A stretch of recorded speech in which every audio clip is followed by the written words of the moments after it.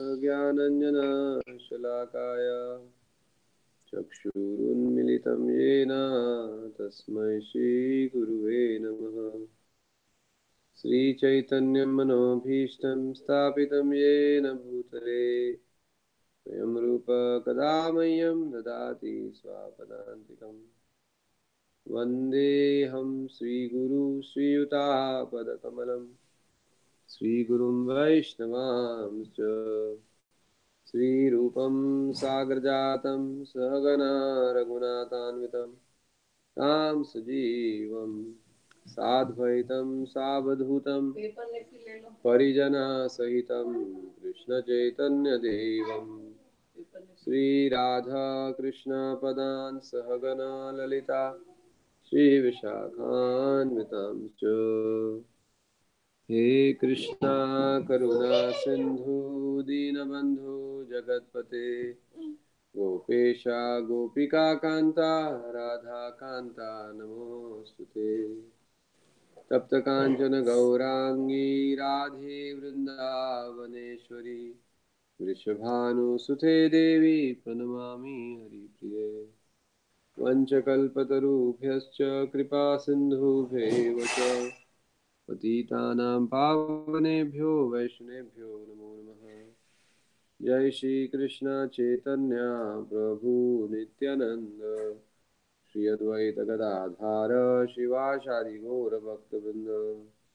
हरे कृष्णा कृष्ण कृष्ण हरे हरे, हरे राम राम राम हरे हरे। हरे कृष्णा पांडुरंग प्रभु। हरे कृष्णा माता जी। हरे कृष्णा प्रभु। रथ यात्रा प्रभु की जाए, पुष्पांजलि माता जी की जाए। हरे कृष्णा माता जी। All right, so today we are reading from the, which chapter are we doing? 15th chapter. Yes, 15th chapter. The chapter is entitled as Spontaneous Devotional Service. Rajkishore Prabhu, क्यों? हाँ अभी यहाँ भगवान के सामने होता है उनके प्लेजर के लिए। Hare Krishna, we have Rajkishore Prabhu also here with us today. Hare Krishna Prabhu. Hare Krishna. Rajkishore Prabhu is visiting us from India, so we are fortunate to have Hare Krishna Prabhu ji. Welcome to Pittsburgh. Hari Bol Prabhu. How are you, Prabhu? Stay at least 6 months. You will see the temple. Hare Krishna. 6 months. All right, so बैठिए प्रभु जी। रमन थोड़ा उधर खिसको बेटा, कृपा जी को बैठो बैठो। So today we are reading from the 15th chapter of Nectar of Devotion, Spontaneous Devotional Service. Hare Krishna.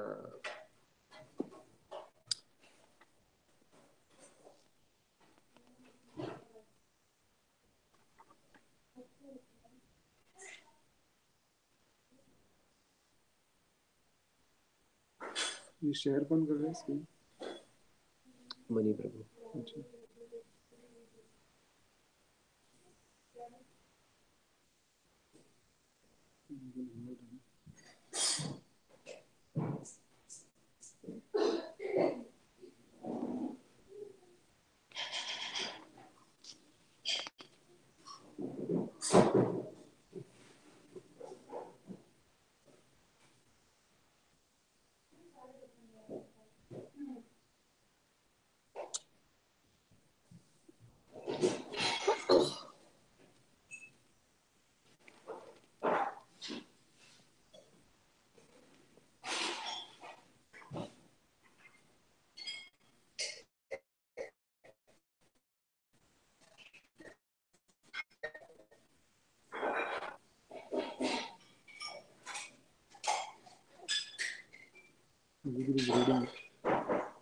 नहीं, मैं रीड करता हूँ just to identify the summary of this chapter, and then we will do a deep dive. So this is a new format for adopting in my presentations.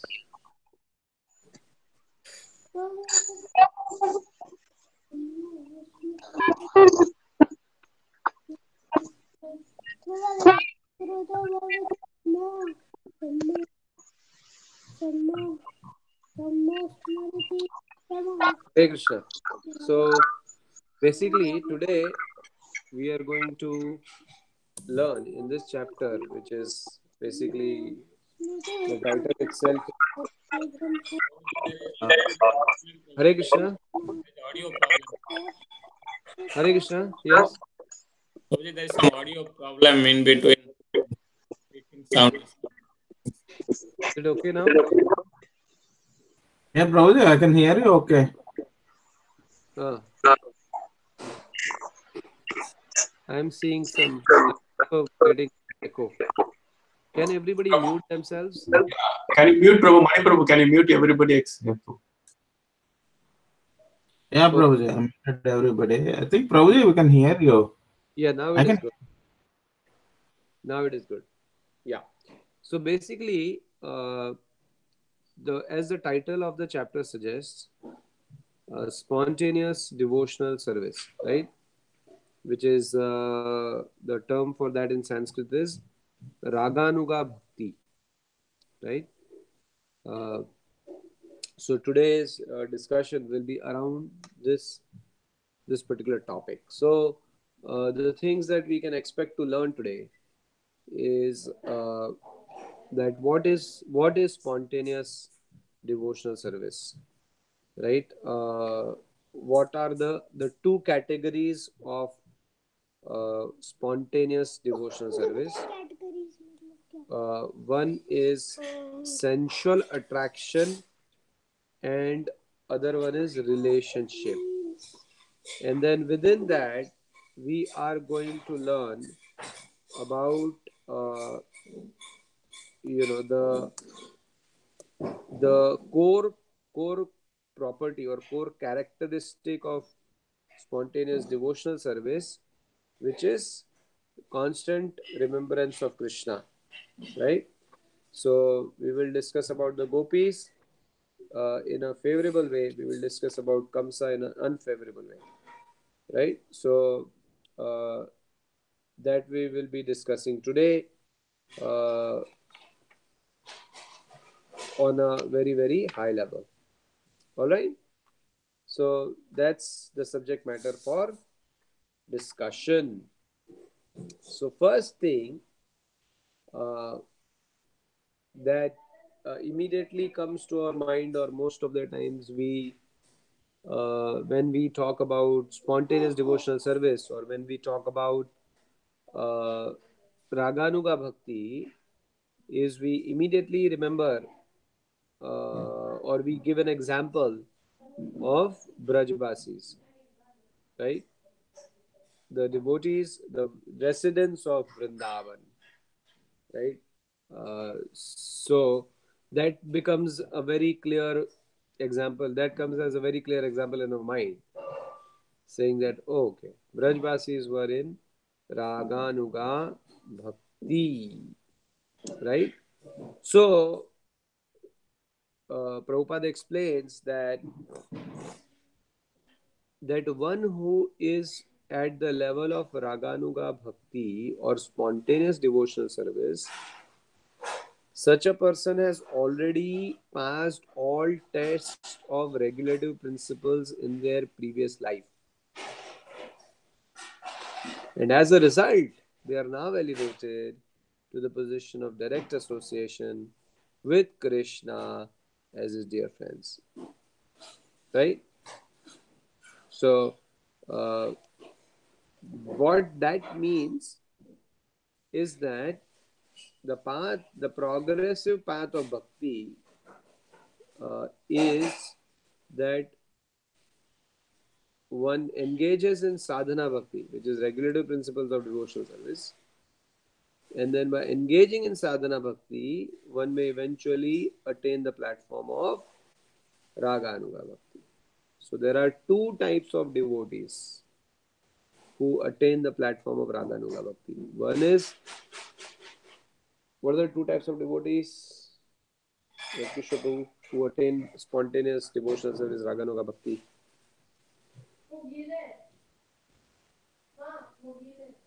One is sadhana siddha, and one is another is nitya siddha. Right. So attain meaning who are on the platform of Raganuga Bhakti. Right. So Kripa Siddha also has to engage in sadhana. Right. So sadhana means one is not on that platform and is executing regulative principles of devotional service and attaining the platform through sadhana bhakti. And then Nitya Siddha is always engaged in spontaneous devotional service forever. Alright? So then Rup Goswami has given us the definition of Raganuga Bhakti. What is the definition of Raganuga Bhakti as per Srila Rupa Goswami? As spontaneous attraction for something while completely absorbed in thoughts in it with an intense desire of love. Spontaneous attraction for something while completely absorbed in thoughts in it with an intense desire of love. Three things. What are the three things? Attraction. Spontaneous attraction for something. Yes. And absorbed in thought. Completely absorbed in thoughts. The intense desire to love. Of love. Three things. So both are same, Prabhu, Raganuga Bhakti and Ragatmika Bhakti. Ragatmika Bhakti. Yeah, I think so. So what are the three things that define Raganuga Bhakti? Spontaneous attraction for something while being absorbed, completely absorbed in thought, intense desire for love. Okay. So devotional service executed with such feelings of spontaneous love is called Raganuga Bhakti. Alright? So then there are two categories. One is sensual attraction, one is relationship. Okay? So, what is an example of relationship? So, Narad Muni is telling Yudhishthira Maharaj that there are many devotees who become attracted to personality of Godhead for purpose of sense gratification, from being envious of him, out of fear of him, or from desiring to associate affectionately with him. Ultimately, these attractions become freed from all material contaminations, and gradually the worshipper develops spiritual love and achieves that ultimate goal of life desired by the pure devotee.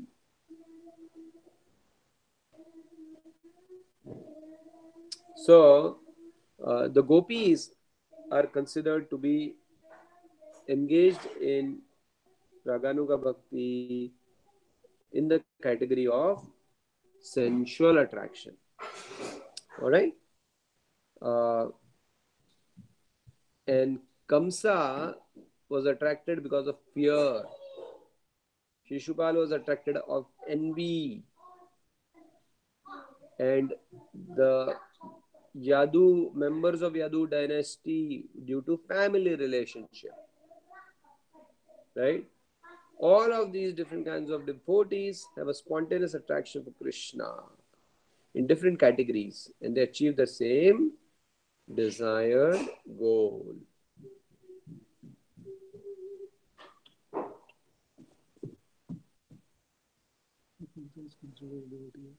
Kamsa is considered as a devotee on the platform of Raganuga Bhakti.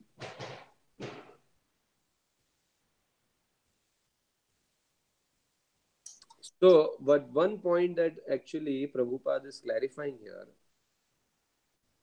that actually he is not considered to be in devotional service. The reason is he is on the platform of Raganuga, but he is not engaged in devotional service. Because love is not there. Love is not there. So, He's Prabhupada, absorbed, but there is no love. the attraction of Kamsa and Shishupal are not accepted as devotional service because their attitudes are not favorable. So they both were on Raganuga platform, but they were not doing devotional service because they were not favorable. So the platform was Raganuga. So out of the three things, they had attraction. It was a negative attraction. They had attraction. No, they didn't have attraction. They were absorbed in thoughts. No, they were spontaneously attracted.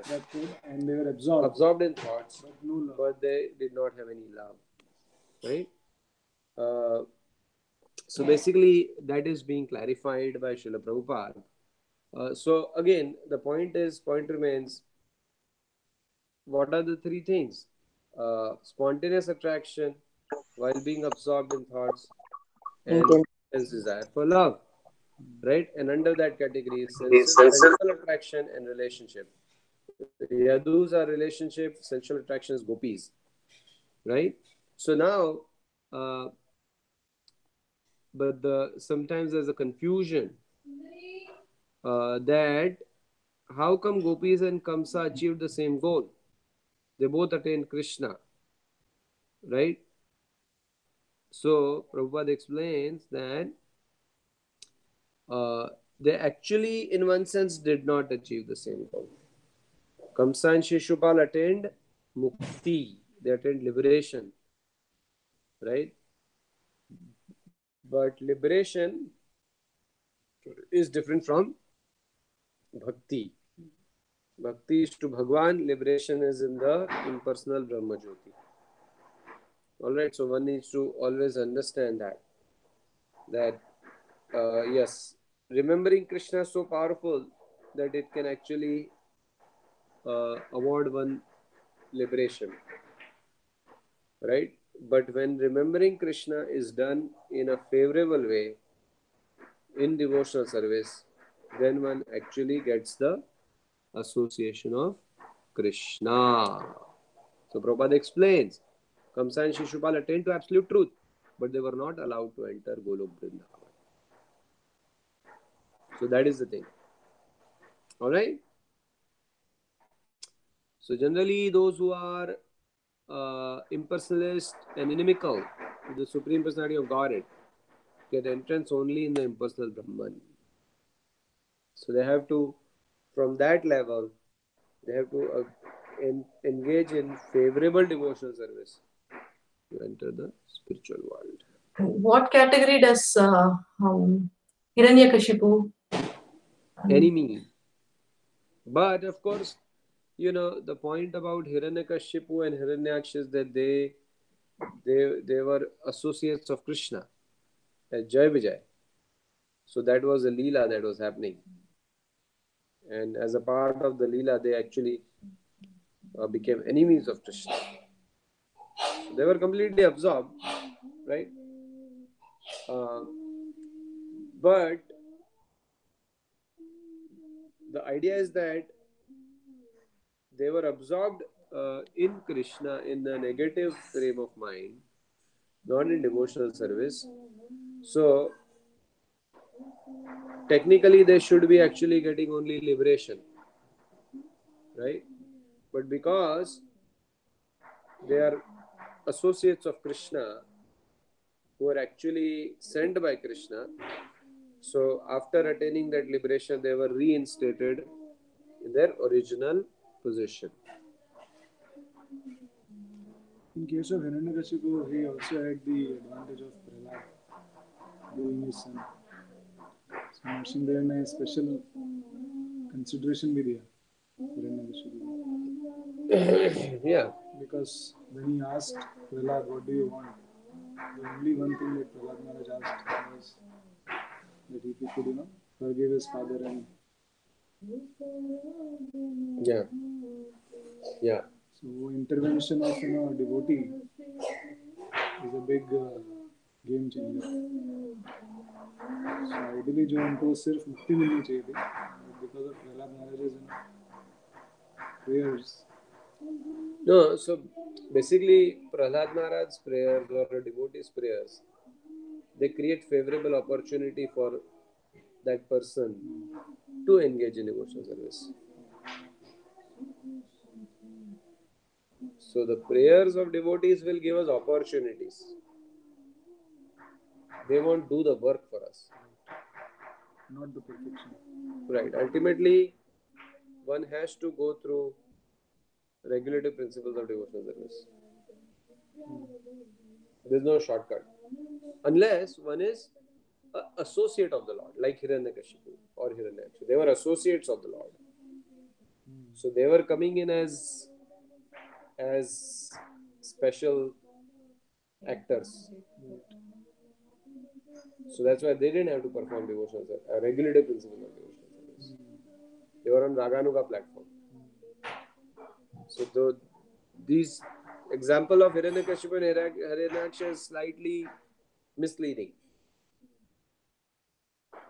But they were on Raganuga platform as direct associates of the Lord. So they are exceptions. But otherwise, enemies of Krishna or impersonalists, they don't go beyond mukti. And even at Brahmajyoti, if they want to go further, then they have to again engage in devotional service.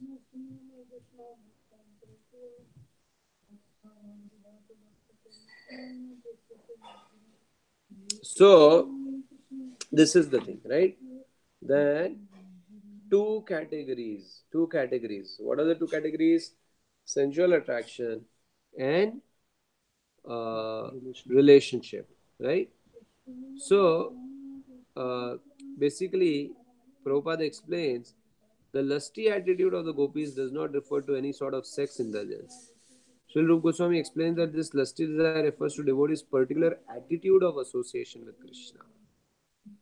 So the idea is that such type of such type of sensual attraction is due to their rasa or mellow with Krishna, right? So they are in madhurya bhav. That's why they are demonstrating such type of lusty desire, but it is not on a physical platform, right? It is on a spiritual platform, as Prabhupada explains, is the devotee's excessive desire to serve the Lord in that particular capacity, right? Such a desire may seem to be a desire for enjoying the Lord, but actually the endeavor is to serve the Lord in that capacity.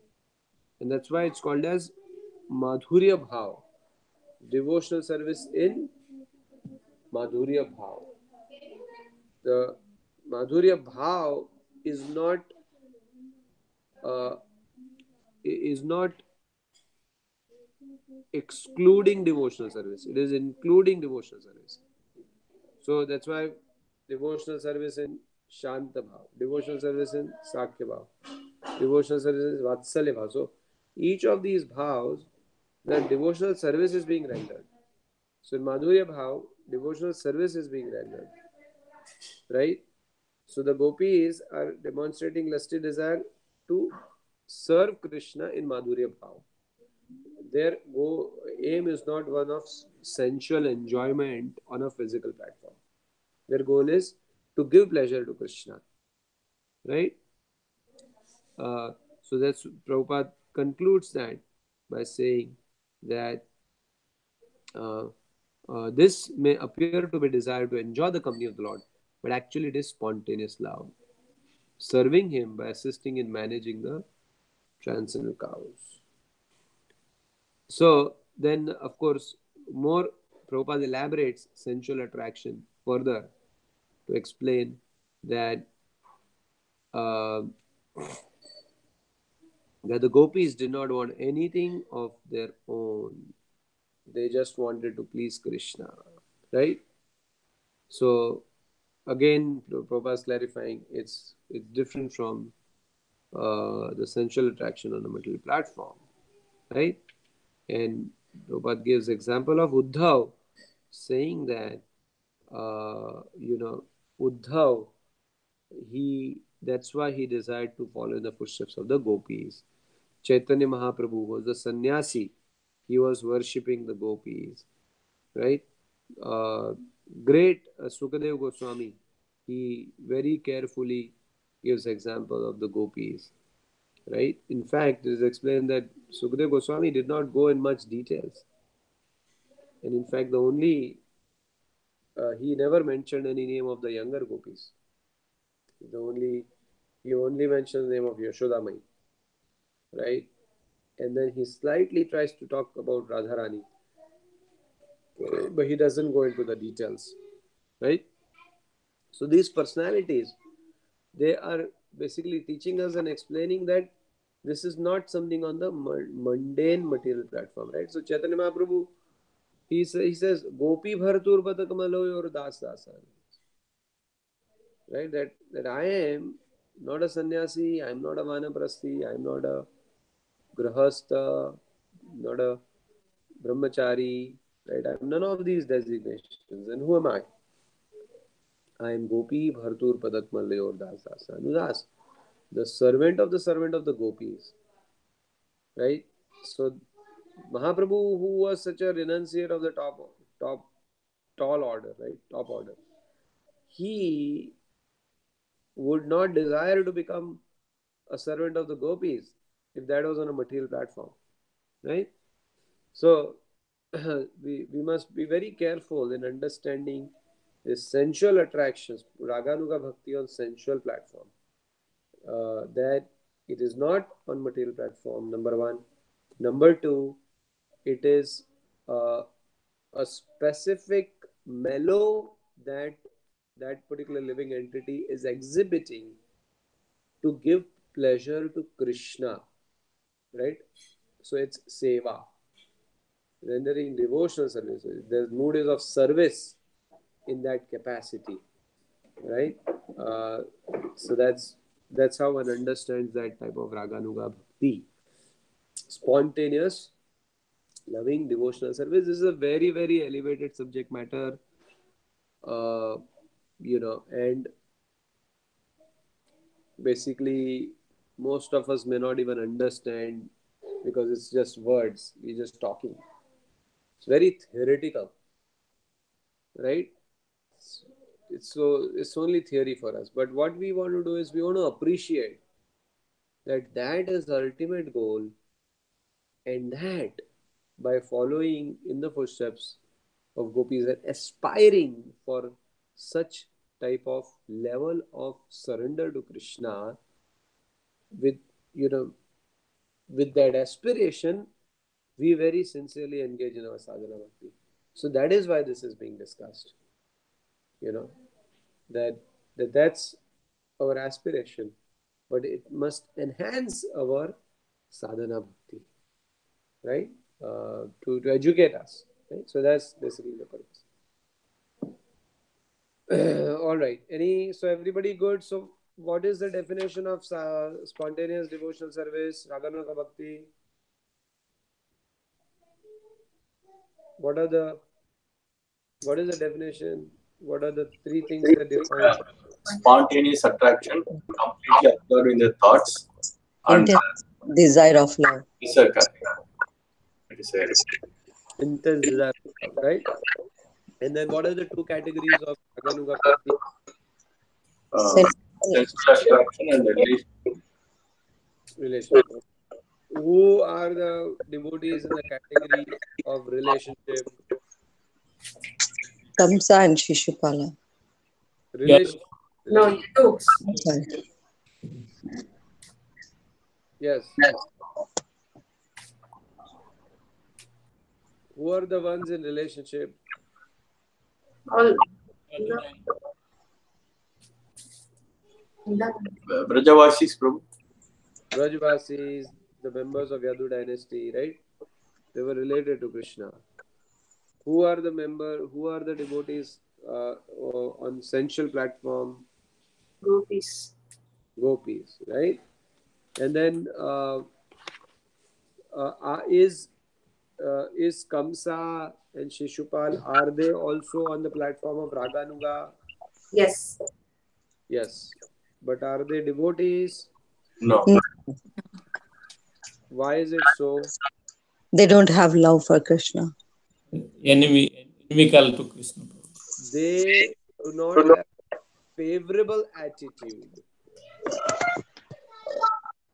So favorable attitude means positive feelings of love towards the Lord. Favorable attitude, right?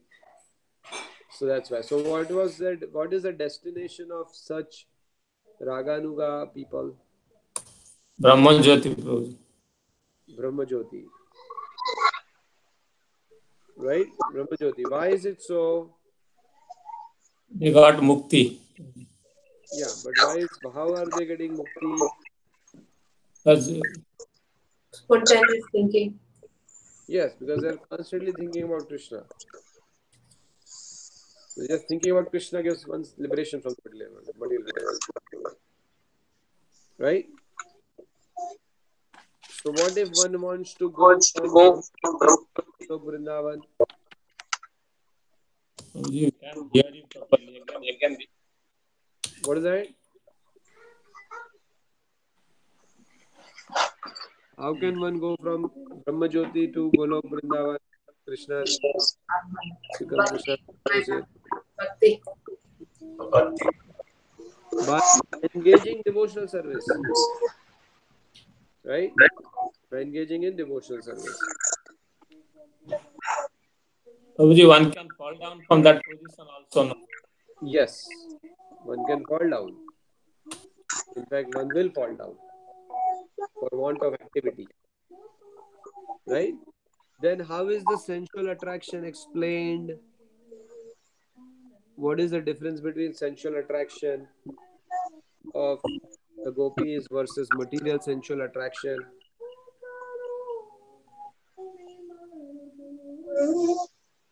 Their desire was spiritual. No, Prabhuji. See, gopis' attraction is they want to satisfy Krishna's desire, not Okay. their.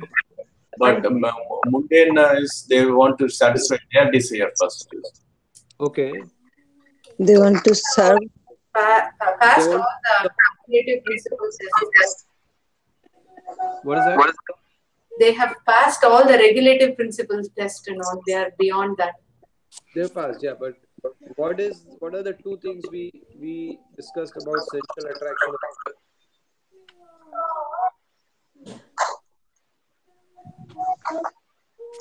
One is to give pleasure to Krishna in a spiritual way, not in the material way. And another one is a specific mellow that particular entity is to serve Krishna. Right. So they're engaged in that capacity to serve the Lord.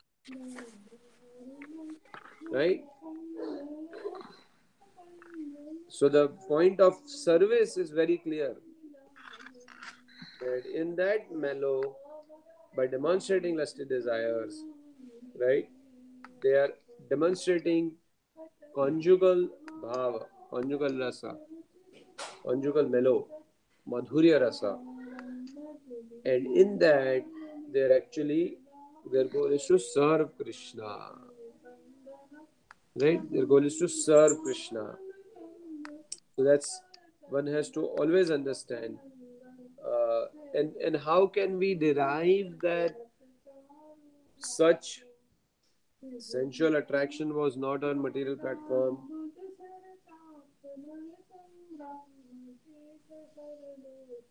Yes. Think about, meditate on Gopi's mood and then do our sadhana bhakti. Okay, but how can we derive that this was not material? How can we understand or how can we prove that it was not material? Because they want to satisfy Krishna's pleasure, not their pleasure. No, that we know. That anybody can talk, right? But how can we prove? From their words and actions, Prabhuji. No. But how can we prove that it is not on a material platform?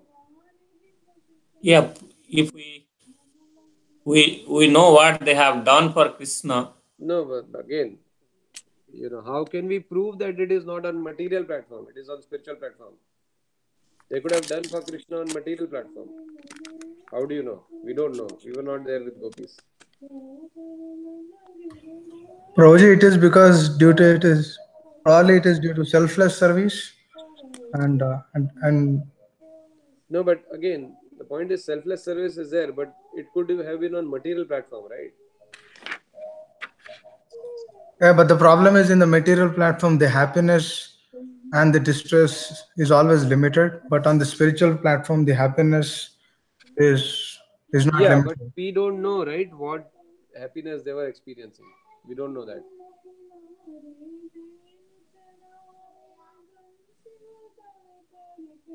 How do we know it was not material? It was not mundane. Yes, Rajkishore. Because both the gopis and the Lord, they don't have material bodies. They are completely spiritual. So Yeah. There is no question of any contamination from that. No, so that we are saying, right, that they don't have material bodies, right? But how do we derive? Like, how do we derive? Prabhuji, from our previous acharyas, that we are Absolutely. following from the previous acharyas. Absolutely. The example here is given of Uddhav and Chaitanya Mahaprabhu. Right? Chaitanya Mahaprabhu, being a sannyasi, is saying, I am a follower of gopis. So that itself clarifies that this is not material. Because Chaitanya Mahaprabhu would not become a follower of a sensual person, right? In fact, Chaitanya Mahaprabhu was so strict that he didn't want to even meet the king, King Prataprudra. Because he was saying that it's not that king is sensual, but he's saying that king is associating with material people. So there is a chance that he is material. So that's why I don't want to associate with him. But on the other hand, the same Chaitanya Mahaprabhu is saying, I am follower of the gopis.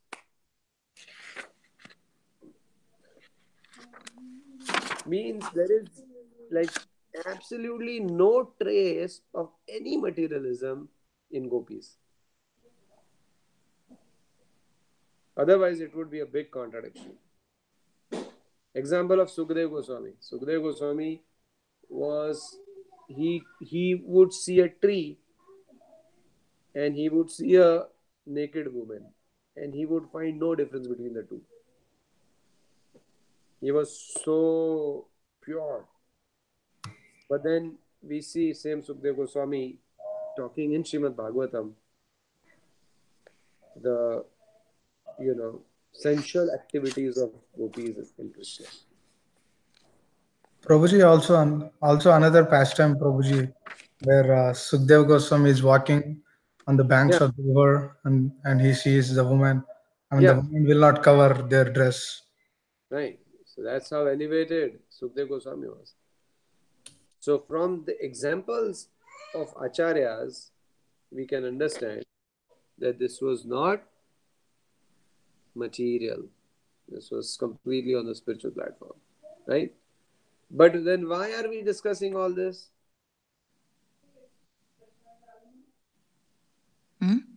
Why are we discussing all this? Well, to understand the spontaneous love for Krishna. Okay. Yeah, but why are we trying to understand that? Prabhuji, Harikatha purifies one's heart. Yeah, no, that's there. But we concluded this with a specific statement that why are we discussing Raganuga Bhakti?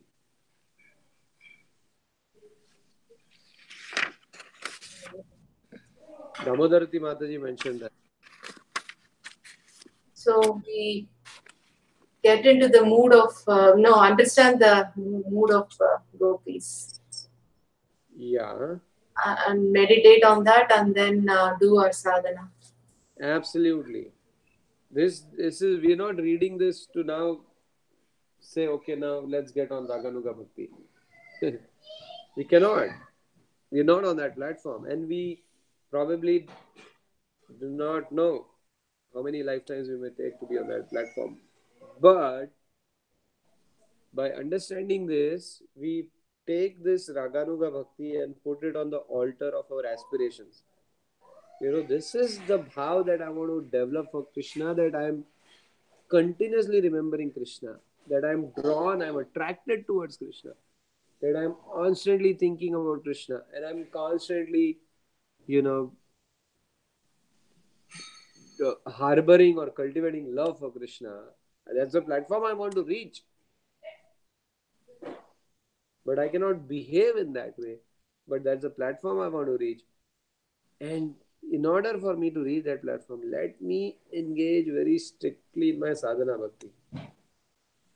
Right? So by engaging in our deity worship very, very diligently, very carefully, by engaging in our sadhana, in our japa, in our reading, in our seva, by doing it very, very diligently through these regulative principles of devotional service, eventually we will develop that Raganuga Bhakti platform when Krishna wants to award that to us, right? But we will not imitate. We will not imitate. We will continue to enhance our sadhana bhakti. That's the purpose of this, so that we are educated. We know where we are, where we will eventually, attain. Eventually, the platform that will attain. All right. So all good. So I think we summarized, we discussed, we summarized. Any questions, comments, clarifications? Satkishore Prabhu, please give us a little bit of your realizations, thoughts on the subject matter. I think you said nicely. I just read.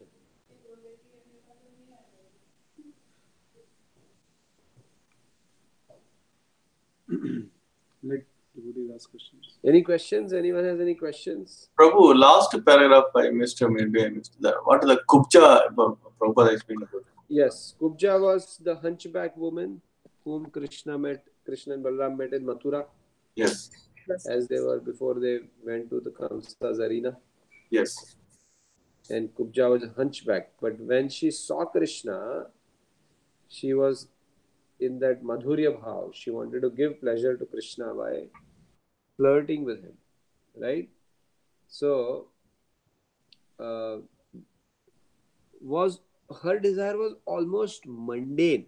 So we can't compare it to gopis. Right? So Prabhupada explains her loving affection for Krishna is called Kama Praya, or almost like gopis' love for Krishna. So almost on the platform of gopis' love, but was not there. It was almost mundane. But even though she had that slight tinge of material mundane lust, but Krishna purified her. So that is the thing.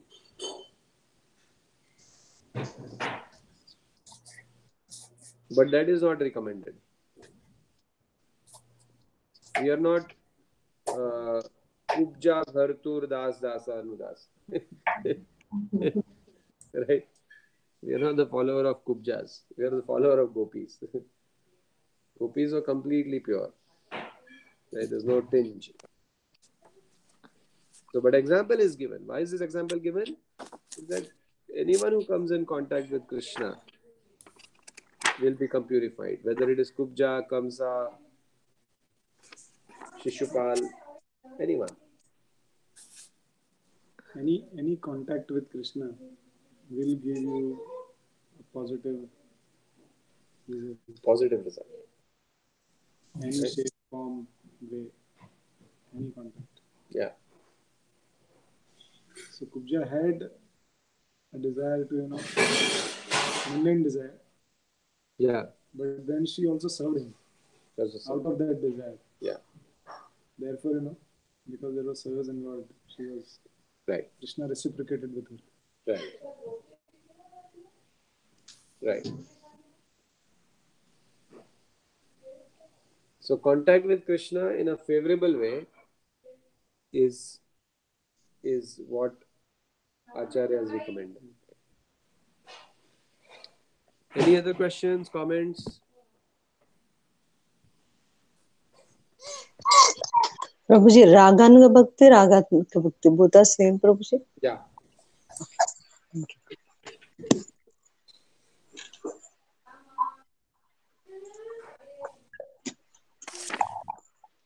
Anything else?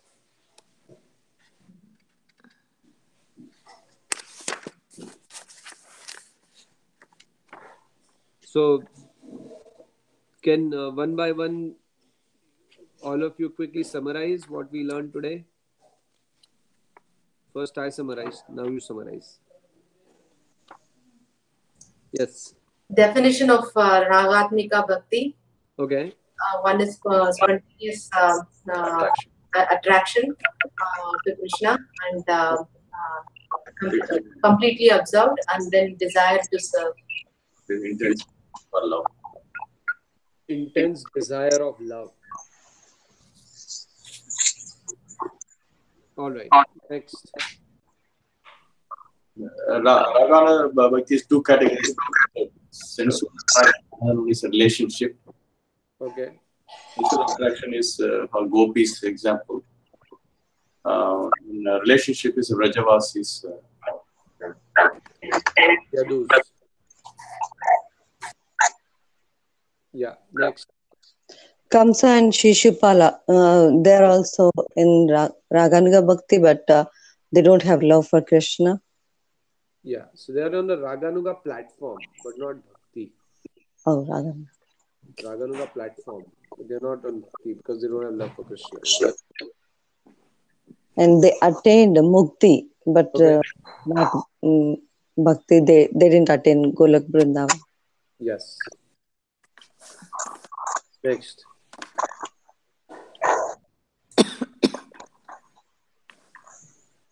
Another thing is we can understand the gopis, they don't have any tinge of material things by seeing acharyas like Uddhava, Chaitanya Mahaprabhu. Okay. Perfect. Next.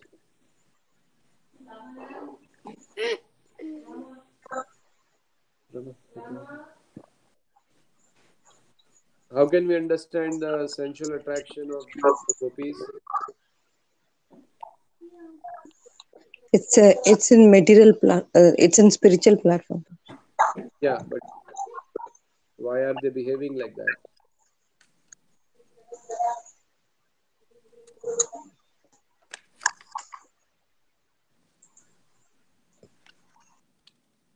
Yes. That living entity has developed that mood towards Krishna. Okay, perfect. And then what is the goal of that mood? To please Krishna. To serve Krishna. To serve Krishna. Right? Devotional service in Madhurya Rasa. So through that mellow, they are in that bhava with the Lord. The goal of that bhava is to please Krishna. Perfect. And to conclude, why are we reading all this?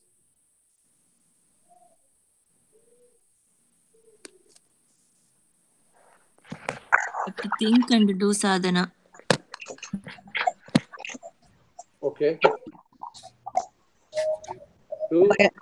By understanding the platform, and we can think that let me engage in our serious devotional service, and then eventually we will get the stage if Krishna wants.